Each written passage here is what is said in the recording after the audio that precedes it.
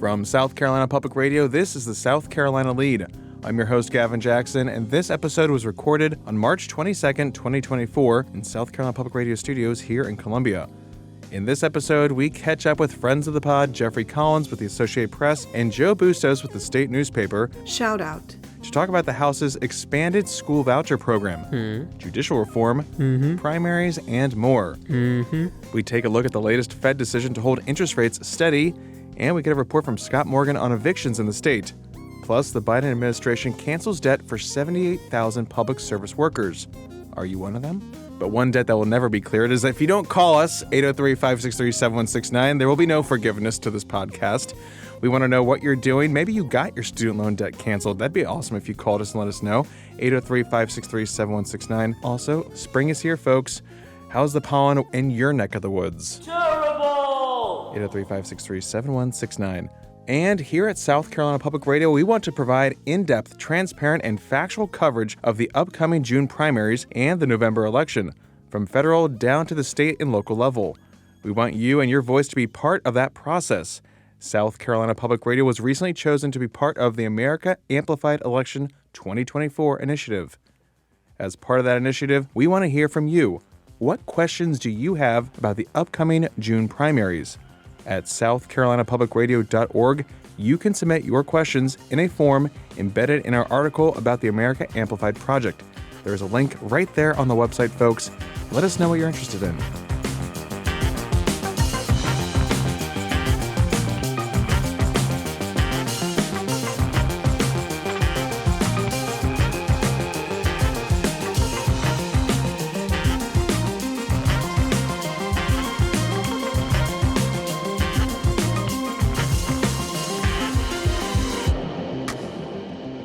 There have been some interesting developments in the Statehouse as we march towards Sine Die, the last day of the two-year session on May 9th at 5 p.m. I caught up with Jeffrey Collins with the Associated Press and Joe Bustos with the state newspaper on This Week in South Carolina to bring us up to speed on all things Statehouse related, including the House's passage of its expanded K-12 voucher program, more on quote-unquote judicial reform, and the upcoming primaries. I kicked this off by asking Jeffrey about that voucher pilot program, which was passed into law not even a year ago, that the House voted to expand. Well, it's moving fast, at least for now. I mean, the bill was proposed at the very end of February, and it passed the House, got its key approval last night. What it does is the original 2023 law has caps on how much a family can earn to be able to get the scholarship. It's going to be around $120,000 when it's all said, when we get to the end of the program's phase in about 3 years. And it has some other requirements like caps on how many students can be in the program. Well, the House bill that passed this week, it eliminates the income cap, so anyone can get one of these. It eliminates that a student had to be in public school the year before, so if you've been in private school your entire educational career, you can now get one of these. And the big deal is it completely eliminates any cap on the number of students involved. So they put $30 million aside to expand it, but in theory, there could be a lot more money that goes into it depending on how many people enter. They had more applicants than the 5,000 scholarships they had to give out because that window to apply ended. So proponents say, hey, there's a lot of demand right now. But the future of it's a little bit uncertain. I mean, Senate Majority Leader Shane Massey says, hey, we'd like to wait and see how this operates before, that we put it in place kind of like a 3-year pilot program to see how it was going to work. And then the other thing that complicates all this is the laws before the Supreme Court right now, the South Carolina Supreme Court, which heard arguments 2 weeks ago on whether or not it's constitutional. South Carolina's Constitution bans direct aid given to anything but public schools. The folks that say the law is okay say, well, the money goes to a trust fund and parents pull from it and then they give to the private school. So it's not like the state gives the money directly to the private schools, but that's going to be up to the state Supreme Court to determine. So all this could be proven moot in a few months when they issue their ruling. And then it sounds like the Senate, like you were saying, is kind of throwing a little cold water on this whole thing and waiting to see where things are going to go first. Yeah, I think that the overwhelming sentiment in the Senate, at least Republican leadership and what they were saying last week, is we just want to see if it's going to work. I mean, let's let's before we expand it, let's see what happens. Maybe we can tweak it in some ways, and maybe we can expand it. I think there's people that want to expand it in the Senate, but they just want to wait and see how it does and what problems there are and things of that nature. So yes, it's a popular thing. I mean, they've been pushing for this for 20 years in South Carolina, so it's not a surprise that they tried to push harder to get to it. I mean, Mark Sanford, it was a huge thing for him. Nikki Haley, to a certain extent, it was a big deal for her. I mean, it's been a big deal for governors and education people. So not a surprise they tried to push it, just that it came so quickly after they passed this first program. Good talking points for Republicans in an election year, too. Very much so, yes. Joe, House floor action over the budget wasn't as contentious this year as it was last year, specifically between the members of the far-right House Freedom Caucus and the Republican Caucus, a little infighting there. But one of the major points of contention still was over DEI, or diversity, equity, inclusion efforts within institutions of higher education. So what happened there with this legislation? What's moving forward? How's that maybe mitigating those arguments? So last year, when we went to the DEI debate during the budget, it slowed down everything.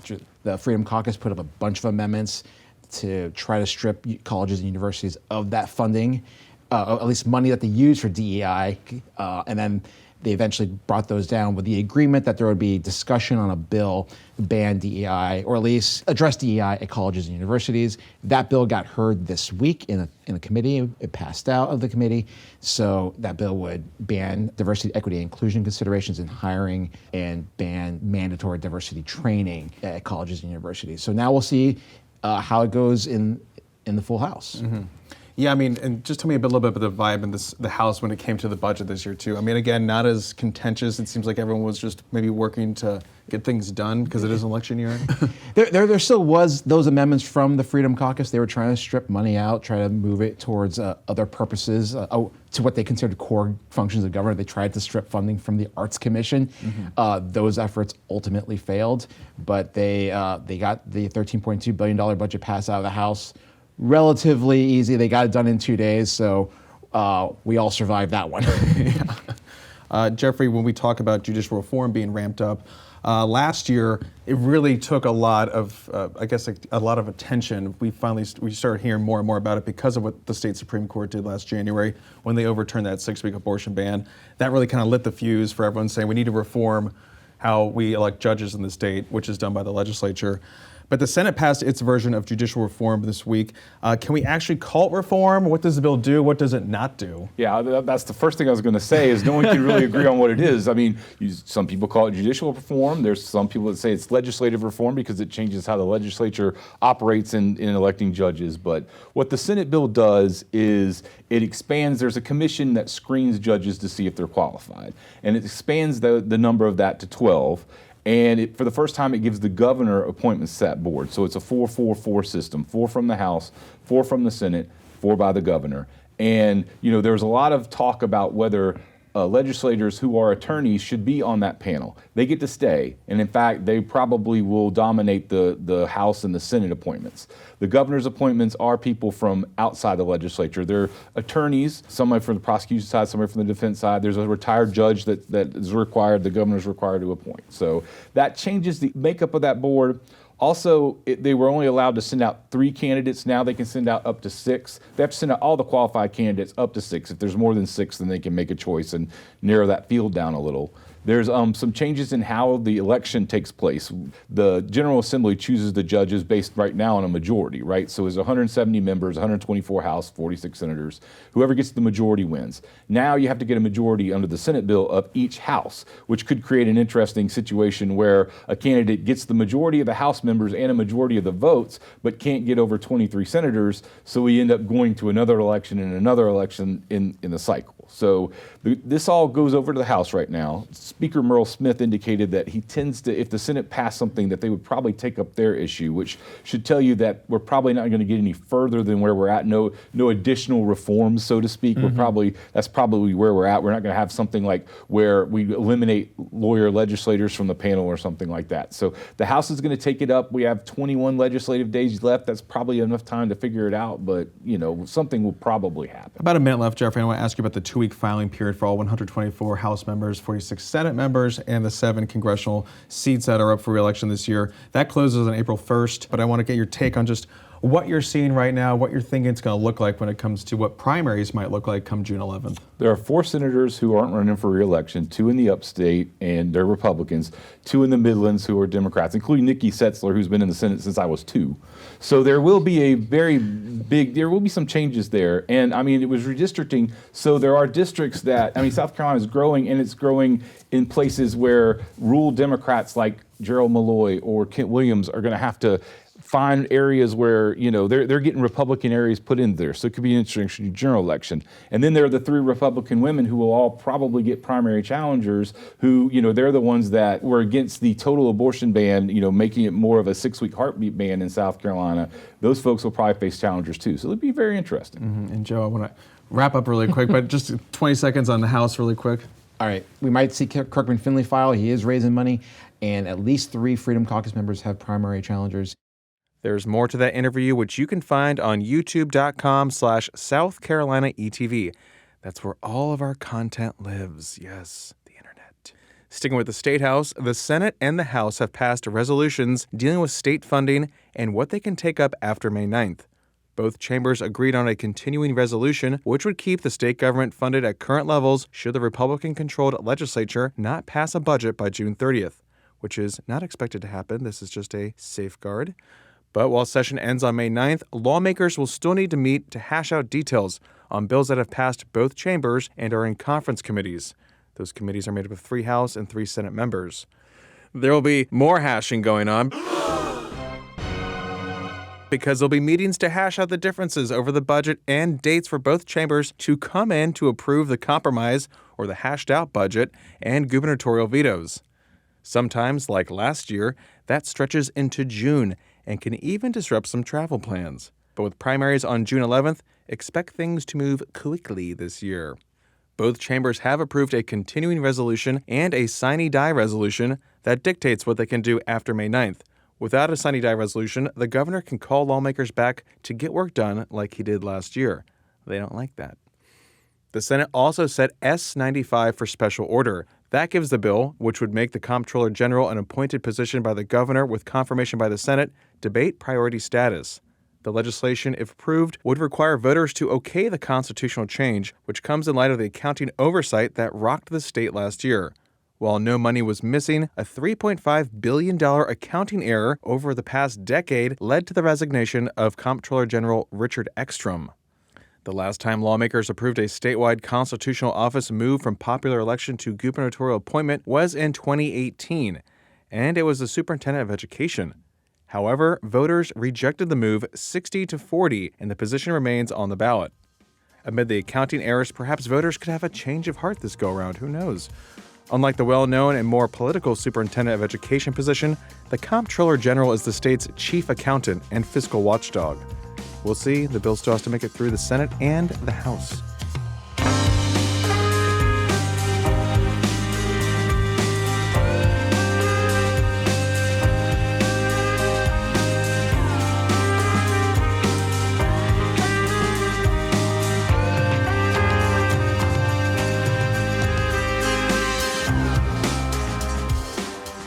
All right, enough of the Statehouse. Let's move to Washington, our nation's capital, where on Friday, the U.S. House of Representatives voted 286 to 134 to approve a bipartisan $1.2 trillion spending bill to fund the government through September and avoid a partial government shutdown. So fun! 101 Republicans and 185 Democrats supported the measure. Not everyone was happy with what was in and what wasn't in the measure. I know, compromise is hard in Congress, guys. Looking at our congressional delegation, Republican Joe Wilson was the only Republican in the delegation to join the lone Democrat, Jim Clyburn, in supporting the measure. Representatives Jeff Duncan, Russell Fry, Nancy Mace, Ralph Norman, and William Timmons voted against the spending. Georgia Representative Marjorie Taylor Greene is already moving to oust Speaker Mike Johnson. We'll be watching that. The legislation, which is 6 spending bills in a 1,012-page package, heads to the Senate, which is expected to approve it and send it to President Joe Biden before 12:01 a.m. Saturday. All right, while we're in Washington, let's pivot to national economic news. Yeah, keep it. Okay. Don't be too happy.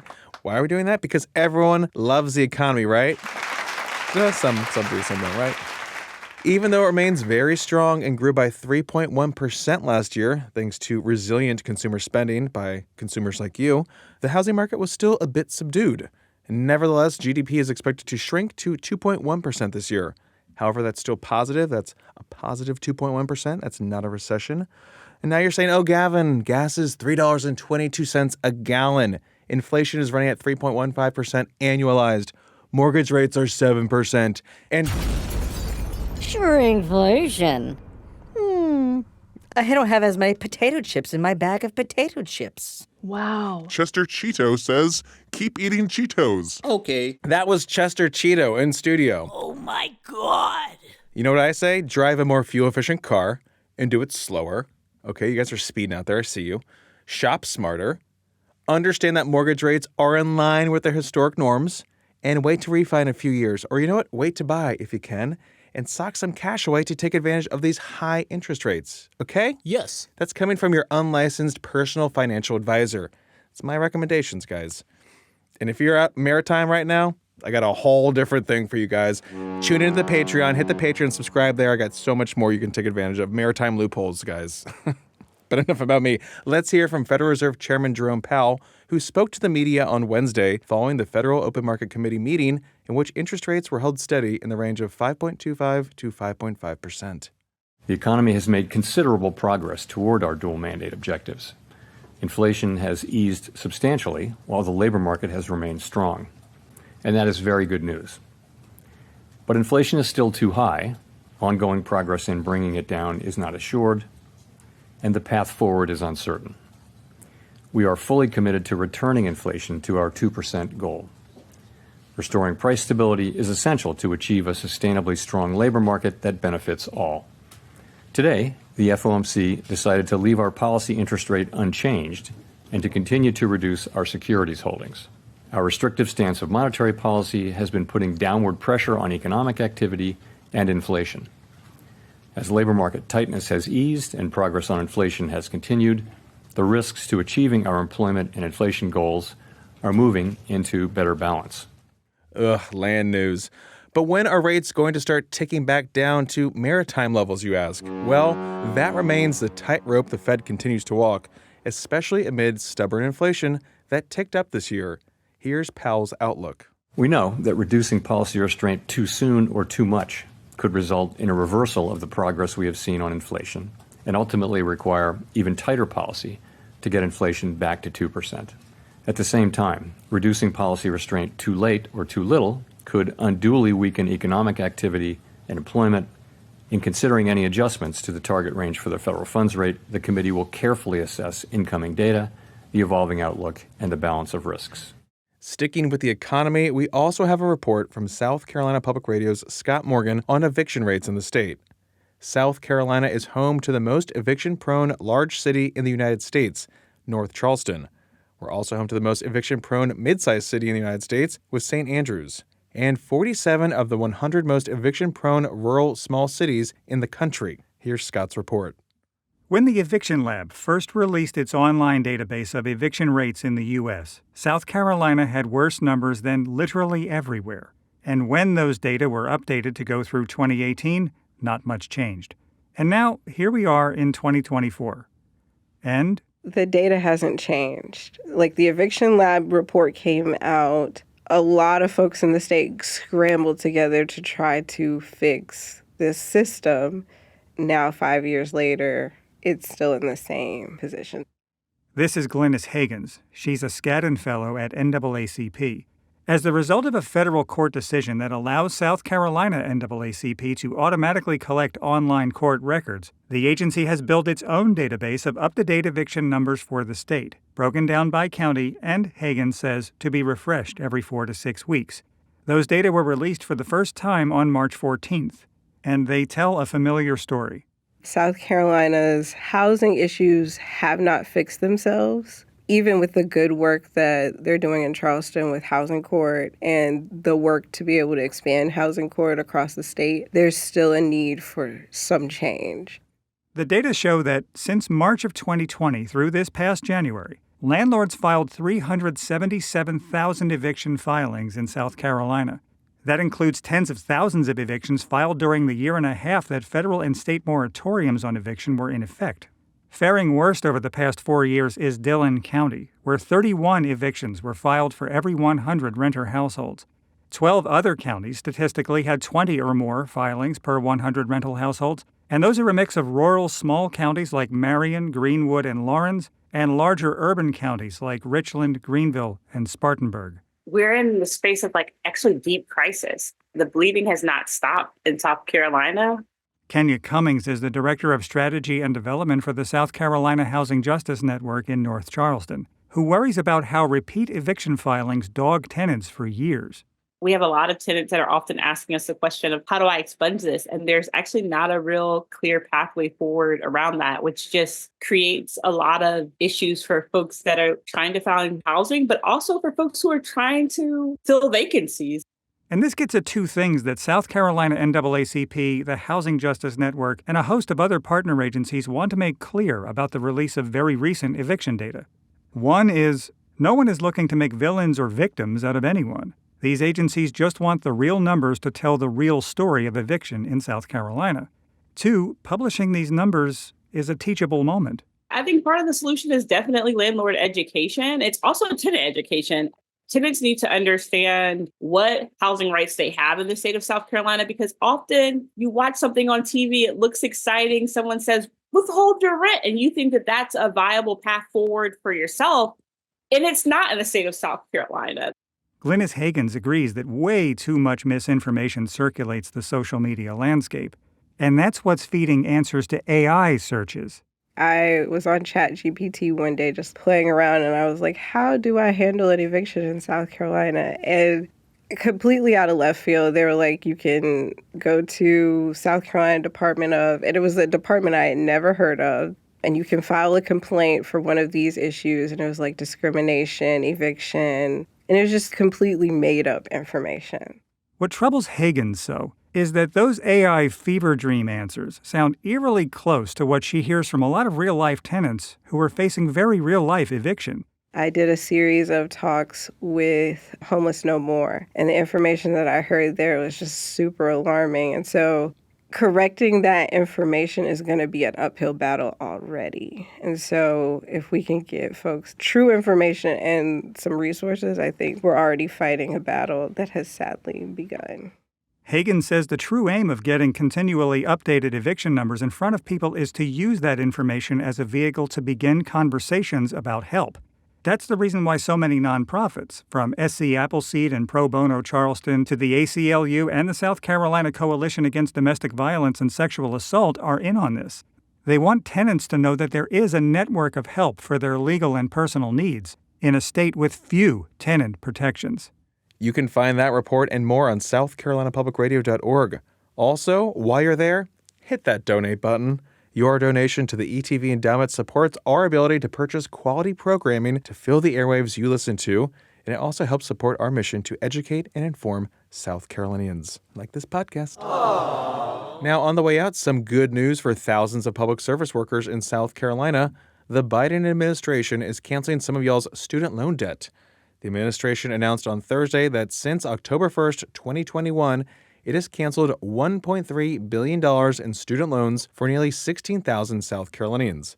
The administration says that nearly 4 million Americans have had their student loan debt canceled since Biden has been in office.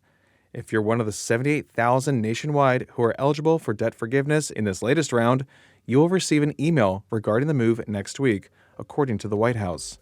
This cancellation is due to fixes made for borrowers who are in the Public Service Loan Forgiveness Program.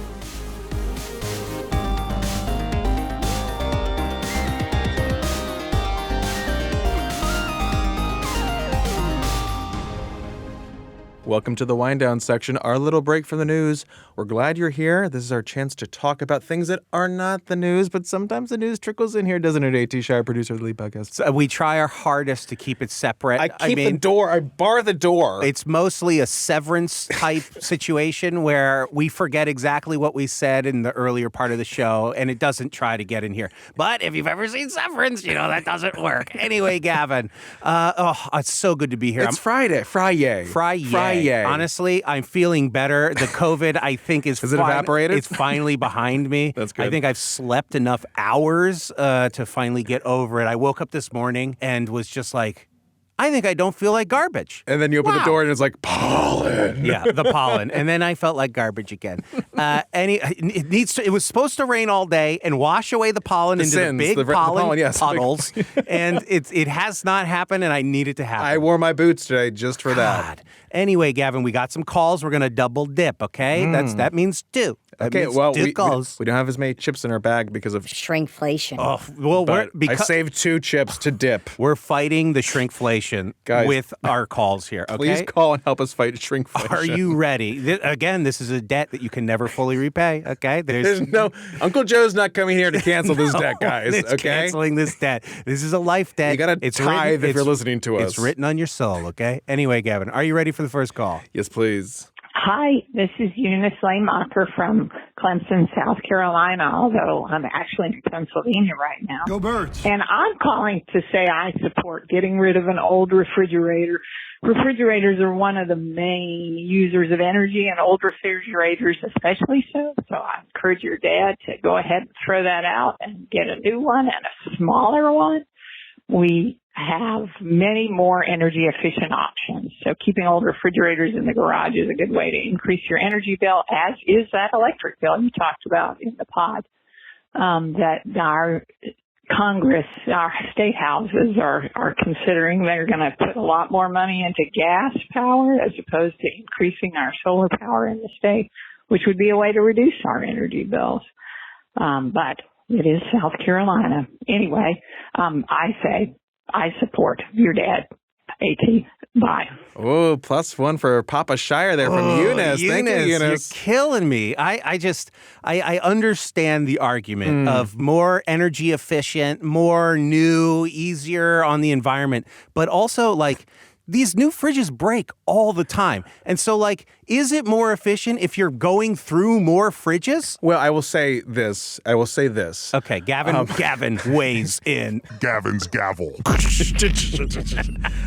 My father, the founder of this podcast, who I inherited from. Yes. I'm a Nepo baby, yes. Yeah, okay, it's true. They had a fridge that was under their home warranty. So I think when you're talking about fridges breaking and things breaking, get that home warranty because the fridge is perfectly fine. The only thing that broke was the ice maker, which they never really used anyway. They got enough money from that to buy a brand new fridge. Yeah, and now that old fridge lives in the garage. There are so many fridges. We're going through so many fridges. I saw all the fridges. I saw an environmentalist talking about cars. If we want to correlate this to cars, where they said it's good to drive fuel-efficient cars, but it doesn't mean get rid of your current car and buy a fuel-efficient car because that car still exists. You're just creating more cars. If you do get rid of your car, though, you can always donate it to ETV and the ETV endowment. What a pitch. What a pivot. But I also say, we were talking about this. We never had a garage fridge growing up, but we did have a big old deep freeze. And I don't think that baby is anywhere near energy efficient, but like, my God, I don't think we ever thought it out because it was just like things were in there, like loaves of bread and like random ground beef that my mother would wrap in aluminum foil and just throw in there. I'm like, oh my God. And if Indiana Jones number 4 taught us anything, you can survive a nuclear bomb in those things. Anyway. Or your fridge. Are you ready for this next call? This caller, great friend of the pod. He has some advice for you for how you attacked St. Patty's Day. So are you ready? Yes. Okay, here we go. Gavin, AT, it's your best bud, CJ.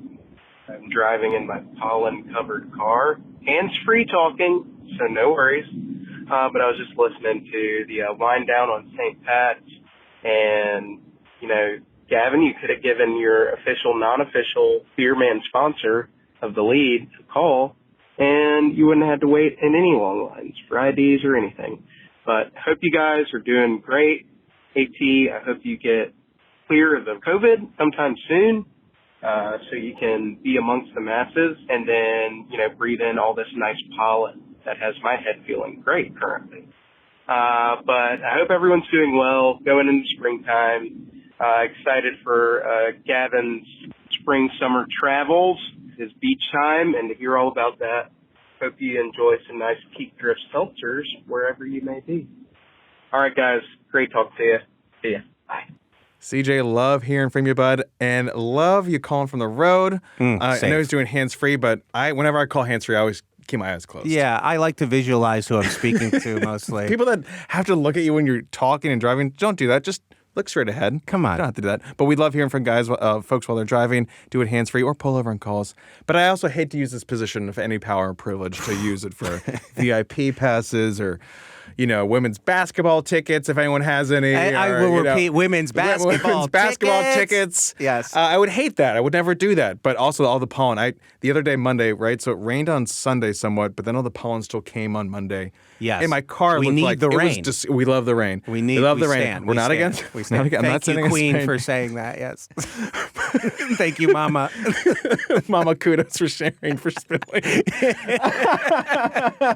But I was like, dang, my car's looking so janky right now. And I was I can't drive this into the ETV parking lot. The people, you guys, it's like a high school parking lot. People are out there just judging everyone's car. Yeah. So I had to do a quick hose down, and that's all it takes sometimes. It was just disgusting to see it all come off. I do want, real quick, he didn't mention this, but I do know from hanging out with CJ a lot, he is pro old fridge. I know that. He's got a great oldie in the garage. Has your father had any update? Has he thrown it away? Is it still existing? It still exists. He's a last minute guy. He's going to procrastinate. So we have a lot of time to harangue you, my father. You know what I mean? I did get a message from Roman, who created an Instagram called HVAC Friend to help. Teacher Roman created this to help convince my father to save the fridge. Wow. So everyone go find HVAC Friend on Instagram. Wow. Loving this. I want to see a picture of this. Is it like an old school It's fridge? like a Kenmore fridge from 1990, maybe 89. Oh. I mean, it's been working since then. That doesn't happen. It's never been. They only moved it because we got a new fridge in 1996. This is your daughter's legacy here. Yes. This is her inheritance. It is her podcast. Absolutely right. It's going to be Little Baby's pod. Okay. Anyway, Gavin, I hope you have a good weekend. Yes. Hit the outro. More fridge conversation, please. Okay. This is what the elites don't want us talking about. So. Please. And we're gonna do it. We're gonna do it. Be like Eunice. Be like CJ. Give us a shout. Let us know. Keep the conversation going, folks. Yes. And if you're out there covered in pollen, please call us. Sneeze on camera. Sneeze on phone. Yes. We love that. Call the car donation line and just say, I have a great fridge for you. Anyway, Gavin, hit the outro. Goodbye. Thanks, y'all. You can always show us your appreciation like CJ and Eunice did by leaving us a voicemail at 803-563-7169. Or if you don't want to do that, you can always leave us a review on Apple Podcasts. We love that, too. You can stay up to date with the latest news on scetv.org and southcarolinapublicradio.org. And don't forget to support your local newspapers. For the South Carolina Lede, I'm Gavin Jackson. Be well, South Carolina. These ones, I don't think so. These ones are financing their Jimmy Buffett condo. You know what I mean? Big time. Bad rate. Bad rate.